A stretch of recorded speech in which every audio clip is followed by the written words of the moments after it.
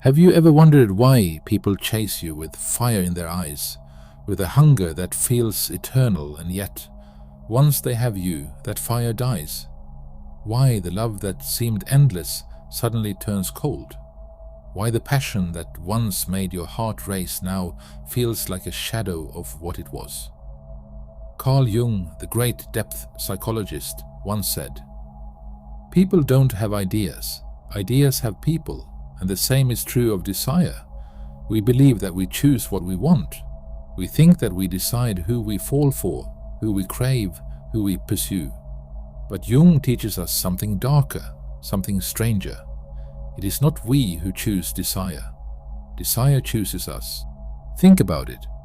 Ideas move through history like invisible winds. They capture people, they spread, they shape nations. No one owns an idea. It owns us, and desire works the same way. It seizes us, it possesses us. One day you wake up and you cannot stop thinking about someone. You are pulled to them like a tide to the moon. They feel like the missing piece of your soul. But here is the haunting truth. This desire is not always about them. It is about something inside you, something unconscious, something missing, something you cannot yet see. At first, desire feels intoxicating. It's fire, obsession, the thrill of pursuit.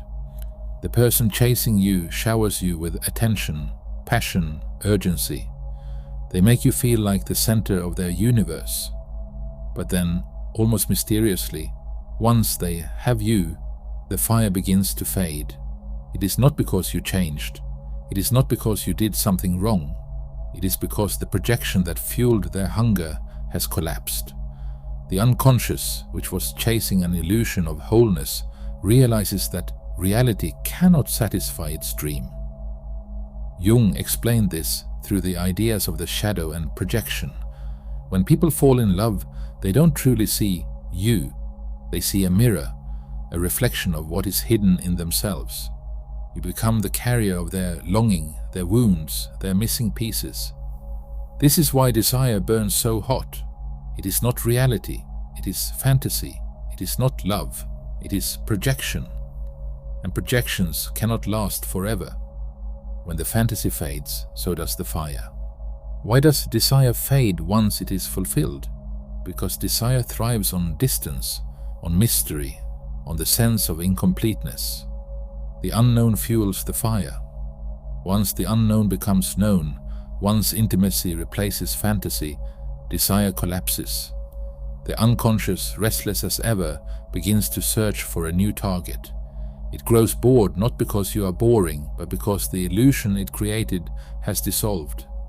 This is why so many people lose interest after commitment. They never wanted you. They wanted the illusion of wholeness you seemed to represent. Jung linked this to a deep archetype, the hunter. In myths and legends, the hunt is never just about the animal. It is about the pursuit, the chase, the thrill of longing. Some people are addicted to the hunt. They crave the fire of pursuit more than the warmth of intimacy. Once the prey is caught, the fire dies, and so the unconscious begins again, searching for a new chase, a new conquest, a new illusion. Jung spoke of two sides of the lover archetype. The immature lover burns bright, wild, and hot, but collapses into boredom after conquest. The mature lover transforms passion into devotion, intimacy, and depth. Most people, Jung warned, never grow into this maturity. They remain trapped in cycles of fleeting desire, chasing projection after projection. But those who mature, those who integrate their shadow and stand whole, can love in a way that endures. Society feeds us a dangerous lie, that passion should last forever unchanged, that if the fire fades, something is wrong. But Jung would say, the fire is not meant to stay the same, it is meant to evolve.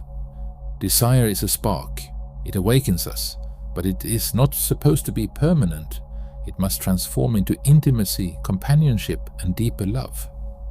If you chase the forever fire, you will be trapped in endless disappointment, abandoning reality for new fantasies again and again.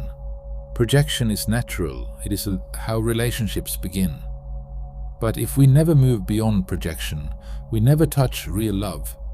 Real love begins when projection ends.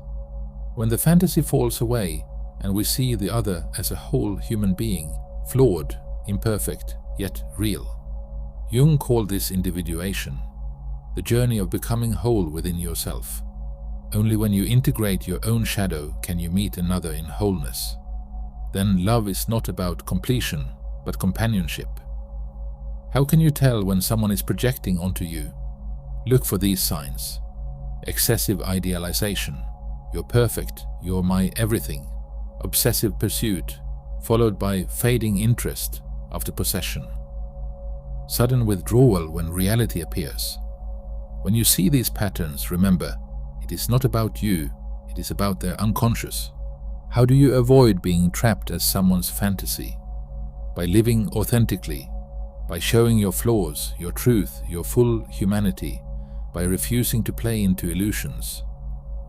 Realness breaks projections, and though it may scare away those who only seek fantasy, it also attracts those ready for real love. True love, Jung said, comes from wholeness. Two individuated people, whole in themselves, do not seek completion. They seek companionship. Like the archetypal king and queen, their union is strong, not because they need each other, but because they choose each other. This kind of love endures. It survives possession. It grows deeper with time. So, what can we take from Jung's wisdom? Do not confuse obsession with love. Stand in your own wholeness. Watch how desire behaves after possession. Build relationships rooted in authenticity, not fantasy.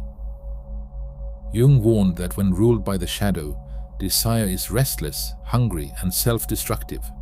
It will trap you in cycles of projection, pursuit, and abandonment. But there is another way. If you walk the path of individuation, if you integrate your shadow, if you learn to love from wholeness rather than hunger, then desire can evolve into love, not the fleeting fire of fantasy, but the enduring flame of reality. So the next time passion seizes you, the next time obsession burns in your chest, ask yourself, is this desire or is this love? Is this fantasy or is this reality? Am I being chosen or am I being projected upon? Because only by knowing the difference can we step beyond illusions. Only by knowing the difference can we discover a love that truly lasts.